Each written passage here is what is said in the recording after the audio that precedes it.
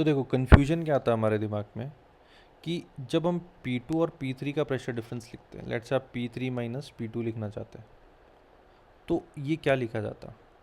भाई P3 minus P2 लिखने के लिए हमें क्या P2 का प्रेशर पता होना चाहिए था, ठीक है, P3 का प्रेशर पता होना चाहिए था, ठीक है। अगर ये एक्सेस ऑफ रोटेशन है तो लेट्स से हम यहाँ पे जो प्रेशर है इसको रेफरेंस मान के क्या करते हैं, यहाँ से यहाँ तक का प्रेशर लिखते हैं और यहाँ से यहाँ तक का प्रेशर लिखते हैं, और P3 में से P2 को माइनस कर लेते हैं, ठीक है।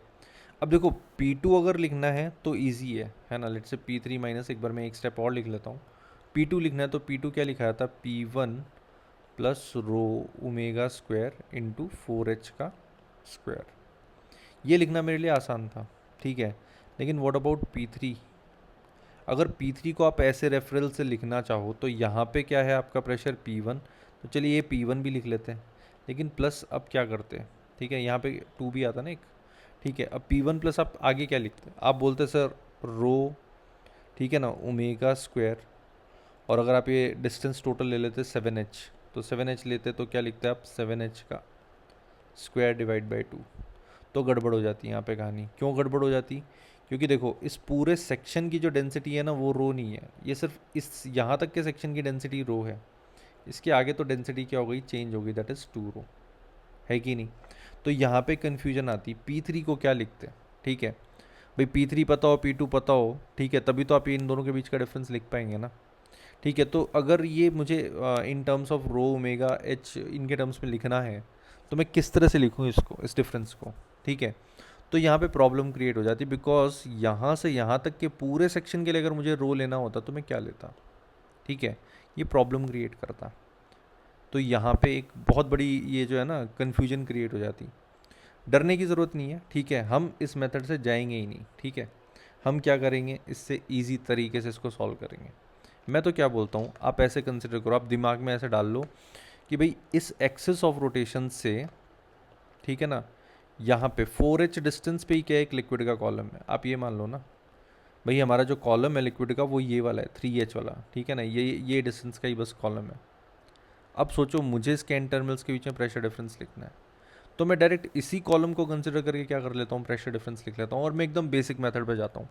हमारा बेसिक मेथड क्या करता है, हम एक्सिस ऑफ रोटेशन से एक्स डिस्टेंस पे जाके एक डी का एलिमेंट ले लेंगे,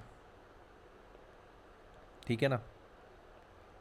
और पहले क्या करेंगे, इसके दोनों एंड टर्मिनल्स के क्रॉस प्रेशर डिफरेंस लिखेंगे। वो किससे लिखेंगे, फोर्स की इक्वेशन से लिखेंगे। भाई यहाँ पे प्रेशर P, यहाँ पे क्या ले लेंगे, P प्लस डी ले लेंगे, है कि नहीं।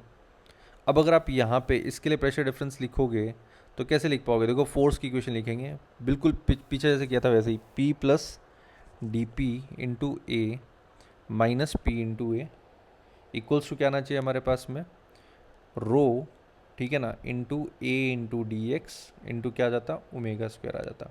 लेकिन अभी रो किसका, इस कॉलम में आपने एलिमेंट लिया ना, यहाँ पे एलिमेंट लिया, मतलब इसका रो आना चाहिए था, मतलब कितना 2 रो आना चाहिए था यहाँ पे, ठीक है। तो जब आप ये इक्वेशन को सॉल्व करते तो आपके पास में, इधर लिख देता हूँ मैं, डी पी इक्वल टू क्या आता है हमारे पास में, यहाँ पे डी पी आ जाता है हमारे पास कितना, रो, सॉरी नॉट रो, कितना आता, 2 रो ए एक्स स्क्वेयर डी एक्स, और सॉरी एक्स स्क्वेयर नहीं आएगा ना यहाँ पे, एक मिनट मैं फिर से एक बार डायग्राम बना लेता हूँ। इसको एक्चुअली क्या है, होल्ड करके रखना पड़ता है, तो इसीलिए वो हाथ आ रहा था सामने, वो दिख नहीं रहा था, ठीक है। तो देखो क्या लिखा जाएगा, डी पी से लिख लेते हैं अपन डायरेक्ट, है ना, कितना आएगा, 2 rho into a into omega square x d x आ जाएगा, है ना। अब हमें क्या करना पड़ता, इसको इंटीग्रेट करना पड़ता, ठीक है।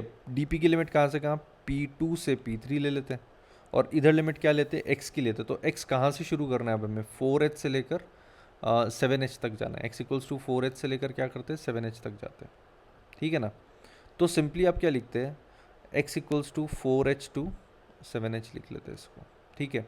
कहानी वही रहती, ठीक है, बस तरीका जो है थोड़ा सा हमें चेंज करना होता है। 2 टाइम्स रो ए ओमेगा स्क्वायर बाहर आ जाता, और इधर क्या आता है, एक्स स्क्वायर बाई 2 आ जाता। इसमें लिमिट लगाते हैं कहाँ से कहाँ, 4h से लेकर और 7h तक की लिमिट लगा लेते हैं। तो ये और ये तो कैंसिल ही हो जाता हमारे पास में, तो हमारे पास वैल्यू क्या आती है, देखो रो ए ओमेगा स्क्वायर, और इसके अंदर क्या आता है 7h का स्क्वायर होल स्क्वायर माइनस क्या आ जाता आपका 4h का होल स्क्वायर आ जाता। इस तरह से आप ये प्रेशर लिख पाते हैं, ठीक है। तो कंक्लूसिवली जो रिजल्ट है हमारा वो किस तरह से लिखा जा सकता है वो बस समझाने की कोशिश कर रहा हूँ। जब भी आपको ऐसा दिखे ना डेंसिटीज चेंज हो रही, तो जिस कॉलम के लिए आपको प्रेशर डिफरेंस लिखना है बस उसको कंसिडर करो डायरेक्ट, ठीक है। अब आपको यहाँ पे सिंपली देखो, मैं तो क्या बोलता हूँ, ये इंटीग्रेशन तक जाने की ज़रूरत नहीं है, आप डायरेक्ट कर लोगे इसको। क्या करोगे, यहाँ से यहाँ तक का x1 ले लो डिस्टेंस, और यहाँ से यहाँ तक का क्या ले लो, x2। ऊपर हमने ऑलरेडी जो डेल्टा p है उसके लिए फॉर्मूला लिखा था, क्या था। अब देखो इस कॉलम में लिक्विड की डेंसिटी कितनी है, 2 रो, तो 2 रो ओमेगा स्क्वायर बाई 2 और इनटू क्या आएगा, x2 square minus x1 square. यही आने वाला था कंक्लूसिवली, है ना, ऊपर से भी यही आने वाला था, और यहाँ इंटीग्रेट करके देखा तो भी यही आंसर आएगा। तो डायरेक्ट इस फॉर्मूले में क्या है, वैल्यूज पुट करके आंसर निकाल लो। ये इजी तरीका है कंपैरेटिवली, ठीक है भाई। पहले यहाँ पे प्रेशर निकालो, फिर यहाँ पे निकालो, फिर दोनों का डिफरेंस लिखो इसको रेफरेंस लेकर, वो थोड़ा सा डिफिकल्ट जाएगा। डायरेक्ट क्या करो, आप इस तरह से सॉल्व करो, इनफैक्ट करेक्ट आंसर भी इसी से ही आएगा, ठीक है। तो अब लिखते हैं प्रेशर डिफरेंस। तो P3 माइनस P2 कितना आता है, देखो 2 रो ओमेगा स्क्वायर बाई 2 इंटू क्या आएगा, देखो 7h का स्क्वायर दैट इज x2 का स्क्वायर माइनस 4h का स्क्वायर। अब जब आप इसको सॉल्व करेंगे तो 2 से 2 चला जाएगा, रो ओमेगा स्क्वायर यहाँ पे 49h square minus 16h square आ जाएगा। तो हमारे पास क्या बचेगा, रो ओमेगा स्क्वायर और 33 rho omega square h square बच जाएगा, दैट इज़ P3 माइनस P2 आ जाएगा, ठीक है। ये हमारी इक्वेशन नंबर 2 हो जाएगी। अभी भी देखो एक समस्या है, ये दोनों इक्वेशंस में देखो अगर आप P1 और P2 को P3 को देखोगे ना, तो ये दोनों वैल्यूज तो in terms of rho ji H आप इजीली लिख पाओगे, लेकिन ये P2 को कैसे लिखोगे भाई, P2 तो in terms of rho ji H हमें पता नहीं है ना। तो हम क्या करेंगे, ये जो दो इक्वेशंस हमने लिखी ना 1 एंड 2, इनको यूज़ करके क्या करेंगे, सबसे पहले P2 को एलिमिनेट कर देंगे, ठीक है। फिर P1 और P3 in terms of rho ji H लिख लेंगे, ठीक है। तो हमारा जो ओमेगा है ना फाइनली जो गिवन डेटा है उसके टर्म्स में हमारा फाइनल आंसर इजीली यहाँ से कैलकुलेट हो जाएगा, ठीक है।